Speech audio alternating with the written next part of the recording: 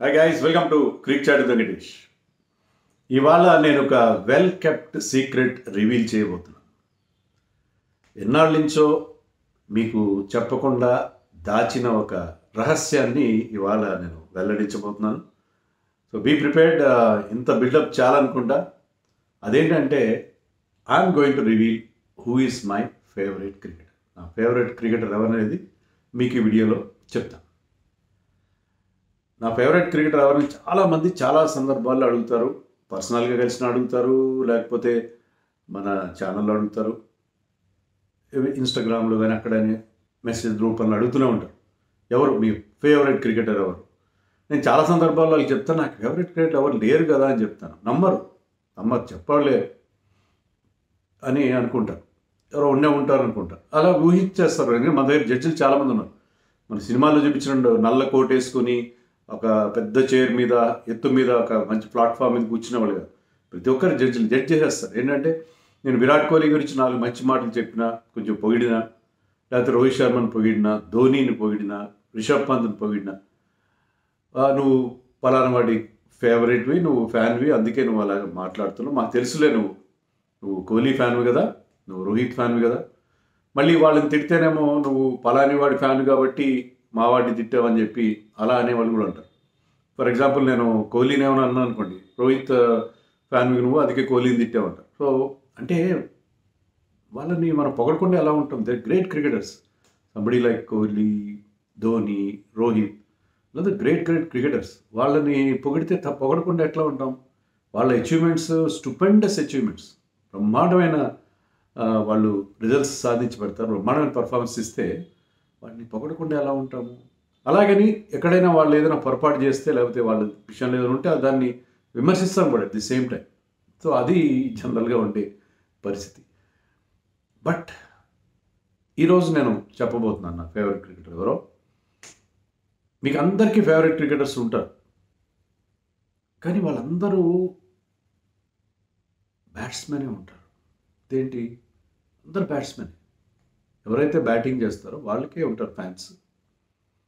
బౌలర్స్కి fans ఉండరు, అస్సలు ఉండరు. ఎవరున్నారు చెప్పండి? సంజు శాంసన్ రెగ్యులర్గా టీమిండియాలో రెగ్యులర్ ప్లేయర్ కాదు, కానీ అతనికి విపరీతంగా ఫ్యాన్స్ ఉన్నారు. లేటెస్ట్గా మన రుతురాజ్ గైక్వాడ్, అతను కూడా ఇండియన్ టీంలో ఇంకా పూర్తిగా తన ప్లేస్ని సిమెంట్ చేసుకోలేదు ఏ ఫార్మాట్లో కూడా, కానీ అతనికి విపరీతమైన ఫ్యాన్ బేస్ క్రియేట్ అవుతూ ఉంది. Justice for Sanju, justice for Ruturaj అని పెడుతూనే ఉంటారు.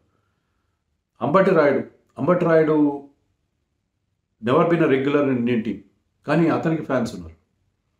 శుభ్మన్ గిల్కి ఉన్నారు, కేఎల్ రాహుల్కి ఉన్నారు, చాలామందికి కొత్త కుర్రాళ్ళకి కూడా ఫ్యాన్స్ ఉన్నారు. కొత్తగా వస్తున్న బ్యాటింగ్ యశస్వికి కూడా ఫ్యాన్స్ డెవలప్ అవుతున్నారు. బట్ నాట్ ఫర్ ద బౌలర్స్కి ఫ్యాన్స్ లేరు. అశ్విన్కి లేరు, షమీకి లేరు, సిరాజ్కి లేరు, బుమ్రాకి కూడా లేరు. మీరు అన్న కపిల్ దేవ్కి ఫ్యాన్స్ ఉన్నారు కదా. ఎస్, కపిల్ దేవ్ ఫ్యాన్స్ ఉన్నారు. నేను కూడా in my youth I used to be a big fan of Kapil Dev. But Kapil దేవ్కి నేను ఫ్యాన్ అయినా, ఎవరు ఫ్యాన్ అయినా, దానికి కారణం ఏంటంటే not his bowling alone. Batting కూడా బ్రహ్మాండంగా చేశాడు, బిగ్ హిట్టింగ్ చేసేవాడు, సిక్సర్లు కొట్టేవాడు. దాంతో ఏంటంటే అతని మీద విపరీతం క్రేజ్ ఉండేది. అతను కేవలం బౌలర్ అయి ఉంటే అతను కూడా ఫ్యాన్స్ ఉండేవారు కాదు. అది పరిస్థితి. సో మీకు ఇప్పుడు అర్థమై ఉంటుంది నేను ఎవరి పేరు చెప్పబోతున్నాను. ఎస్, మీరందరికీ బ్యాట్స్మెన్ని మీరు అందరూ ఆరాధించండి, బ్యాట్స్మెన్కి మీరు బ్రహ్మరథం పట్టండి, బ్యాట్స్మెన్కి మీరు పూలమాలలు వేయండి, వాళ్ళనే మెచ్చుకోండి, వాళ్ళకే మీరు ఫ్యాన్స్ అసోసియేషన్లు పెట్టండి. బౌలర్లు అందరినీ పక్కన పెట్టండి. బౌలర్లకి క్యాప్టెన్సీ ఇవ్వరు, బౌలర్లకి వాళ్ళకి క్రెడిట్ ఇవ్వాల్సిన చోటు ఇవ్వరు. వాళ్ళు ఏదైనా ఒక ఓవర్ సరిగ్గా అయిపోతే దిండా అకాడమీ అంటారు, అదంటారు, ఇదంటారు. మొత్తం మీద వాళ్ళని ఏ రకంగా వాళ్ళు విమర్శించాలో అన్ని రకాలుగా విమర్శిస్తారు. So my favourite cricketer happens to be none other than Jasprit Bumrah. Yes, Bumrah లాంటి క్రికెటర్ జనరేషన్ టాలెంట్ అంటున్నారు అందరూ. గొప్ప కామెంటేటర్స్, గొప్ప ఫార్మర్ ప్లేయర్స్ అందరూ ఏమంటున్నారంటే ఈజ్ అ జనరేషన్ టాలెంట్. అంటే ఒక తరానికి ఒకరే అలాంటి వాళ్ళు పుడతారు, ఒక తరంలో అలాంటి బౌలర్ ఒకరే వస్తారు, అలాంటి ప్లేయర్ ఒకరే వస్తారు. Is a generation talent. అన్ని చోట్ల వికెట్లు తీయగలడు, ఏ దేశంలో అయినా. Name it, everywhere he picks up wickets. And in every format he picks up wickets. అతను పలాని టెస్ట్లోనే బాగా బౌలింగ్ వేస్తాడు, లేకపోతే వన్డేలో వేస్తాడు, లేకపోతే T20లో వేస్తాడు కదా, అన్ని ఆల్ 3 ఫార్మాట్స్లో he's now the number 1 bowler. I'm not talking about this ICC rankings. I don't believe in those rankings at all. అవే మారుతూ ఉంటాయి, ఎంత అదొక రకమైన ఆర్టిఫిషియల్ ఇంటెలిజెన్స్ లాంటి. I don't like it. ఆ ఫిగర్స్, ఆ గణాంకాలన్నీ పక్కన పెట్టేస్తే బుమ్రా లాంటి బౌలర్ ప్రపంచంలో లేడు. ఏ ఫార్మాట్లో కూడా, any format he's number 1. He's number 1 in T20, he's number 1 in test matches, he's number 1 in one days. అలాంటి పర్ఫార్మెన్సెస్ ఇచ్చాడు అతను ఆఫ్ లైట్. అది ముఖ్యంగా అతను ఇటీవల కాలంలో ఇంజరీ నుంచి మళ్ళీ 2023 మిడిల్ ఆఫ్ ది ఇయర్లో అతను ఇంజరీ నుంచి కోలుకొని మళ్ళీ రిటర్న్ అయిన తర్వాత he he's been going through a wonderful purple patch. అన్ని ఫార్మాట్స్లో అతను అద్భుతంగా బౌలింగ్ చేస్తాడు. అలాంటి బౌలర్ ఉండడం ఇండియాకు ఒక నిజంగా ఒక వరం.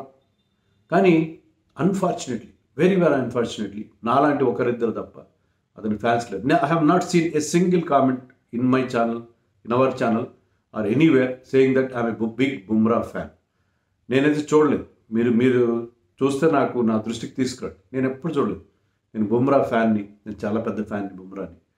బుమ్రా గురించి మరి మాట్లాడే ఎవరి గురించైనా వాళ్ళ తమ్నైల్ మీద వాళ్ళు బొమ్మ పెట్టకపోయినా కోపం వచ్చేస్తుంది. మావాడు బొమ్మ పెట్టలేదు, టైటిల్లో మావాడి పేరు పెట్టలేదు, నువ్వు 20 నిమిషాలు 10 నిమిషాల వీడియోలో 7 నిమిషాలు పలానా వాడి గురించి చెప్పావు, మావాడి గురించి 3 నిమిషాలే చెప్పావు. ఇలాంటివి బుమ్రా గురించి నువ్వు సరిగ్గా చెప్పలేదు, బుమ్రా గురించి ఎక్కువ నువ్వు క్రెడిట్ ఇవ్వలేదు అని ఎప్పుడు ఎవరు అడగలేదు. బుమ్రా గురించి అసలు బుమ్రాకి యాడ్స్ ఉన్నాయా?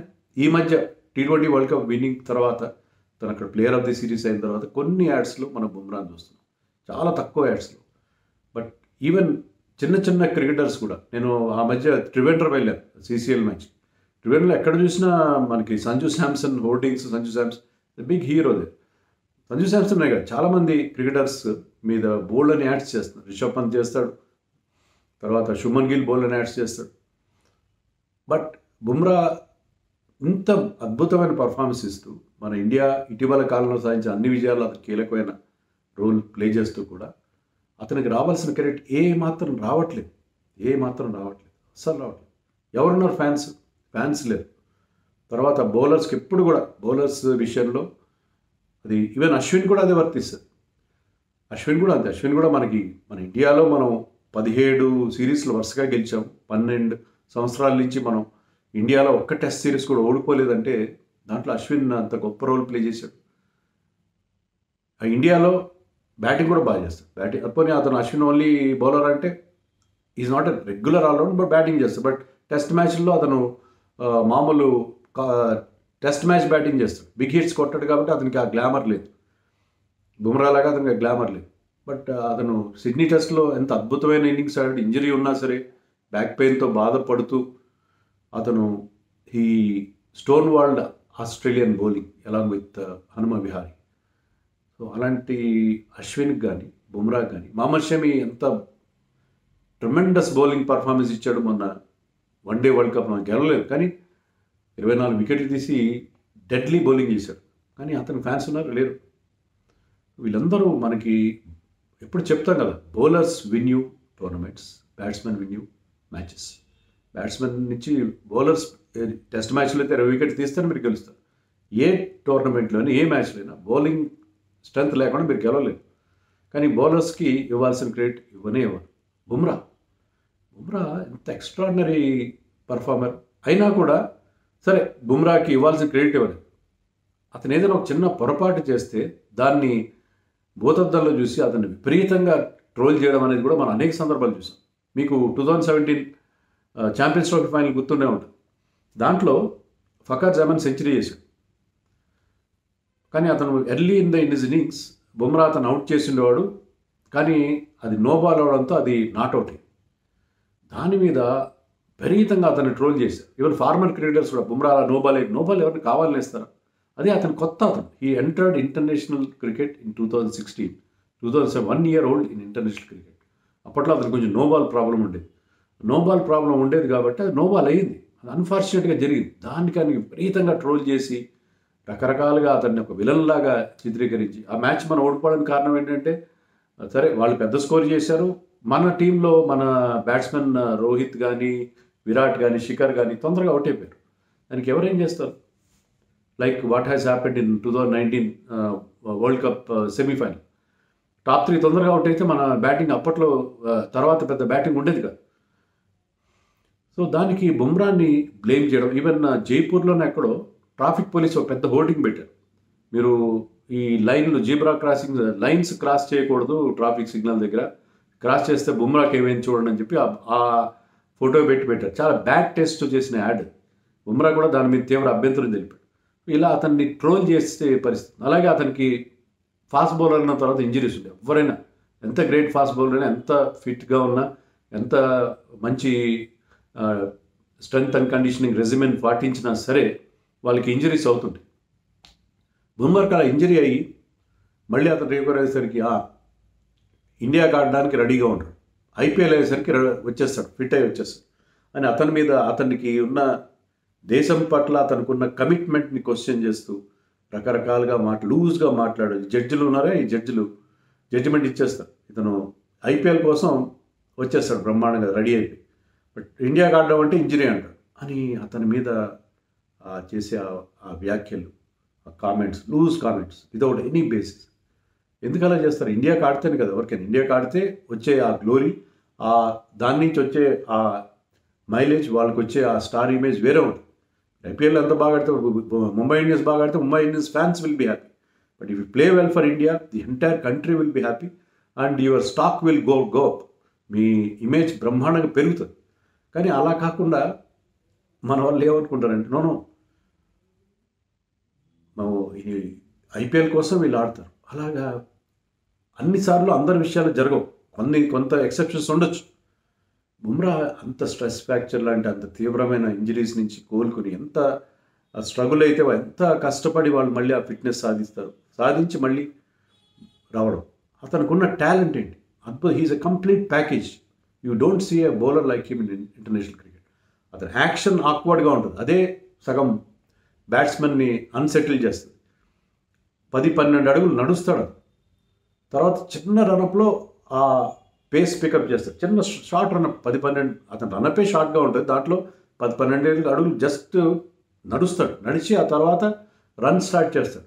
రన్ చేసే ఆ రనప్ కూడా చాలా తక్కువ ఉంటుంది, అయినా కూడా generates very good pace. 140+, around 140, high on 130s, around 140, మరీ 145 అట్లా కాదు, మంచి పేస్ జనరేట్ చేస్తాడు with a short run, with an awkward action. Awkward యాక్షన్కి అలవాటు పడడానికి కొంత టైం పడుతుంది. And he has got everything in his armoury. అతని అమ్ముల పొదలో అన్ని రకాల అస్త్రాలు ఉన్నాయి. He has got a wonderful outswinger. ఒకప్పుడు ఓన్లీ అతని ball used to come in, only అతని ఇన్ స్వింగింగ్ డెలివరీసే ఉంది. తర్వాత he he's develop that out swinger also. Out swinger ఉంది, ఇన్ స్వింగర్ ఉంది. తర్వాత ఓల్డ్ బాల్ని రివర్స్ చేయగల ఎబిలిటీ ఉంది. రివర్స్ స్వింగ్ కూడా అద్భుతంగా చేస్తాడు, రివర్స్ చేస్తాడు. స్లోయర్ వన్ ఉంది, బ్రహ్మాండమైన స్లోయర్ వన్ ఉంది. బౌన్సర్ ఉంది, వెల్ డైరెక్టెడ్ బౌన్సర్స్ వేసి accurate, very very accurate. And above all deadly yorker ఉంది.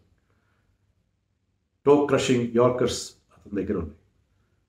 అదే నేను చెప్పినట్టుగా very very accurate. And to above all these things బ్రహ్మాండమైన క్రికెటింగ్ బ్రెయిన్. ఎప్పుడు ఎలాంటి బౌలింగ్ చేయాలి, ఏ బ్యాట్స్మెన్కి ఎలాంటి బాల్ వేయాలి అనేది అతనికి తెలిసినట్టుగా తెలియదు. సో అతనికి ఉండే ఆ స్కిల్ లెవెల్స్తో పాటు బ్రహ్మాండమైన క్రికెటింగ్ బ్రెయిన్ కూడా ఉంది. So is a complete package.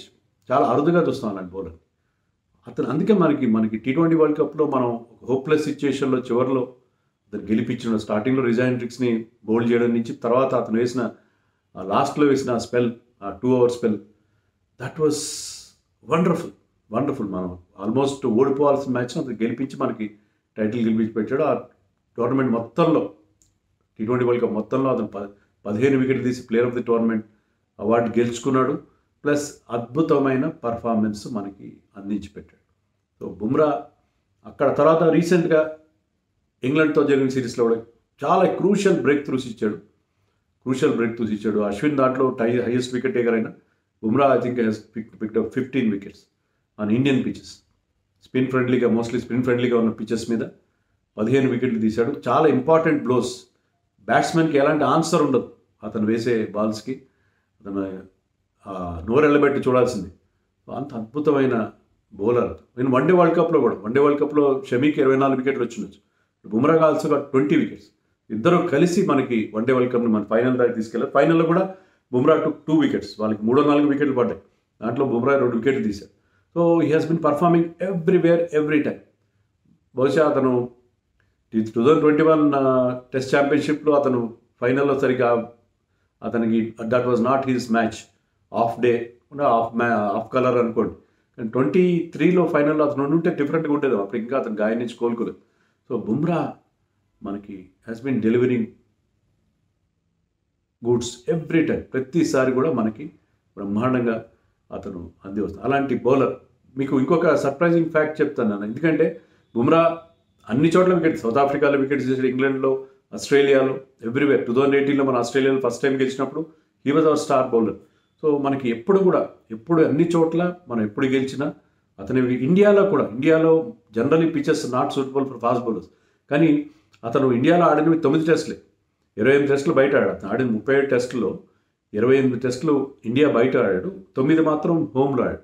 కానీ అతని home figures are much better than his away figures. Away టెస్టుల్లో ఆడిన ఫిగర్స్ కంటే హోమ్ టెస్టుల్లో ఫిగర్స్ చాలా బాగున్నాయి. అతని హోమ్ టెస్టుల్లో అతని బౌలింగ్ యావరేజ్ 16.15.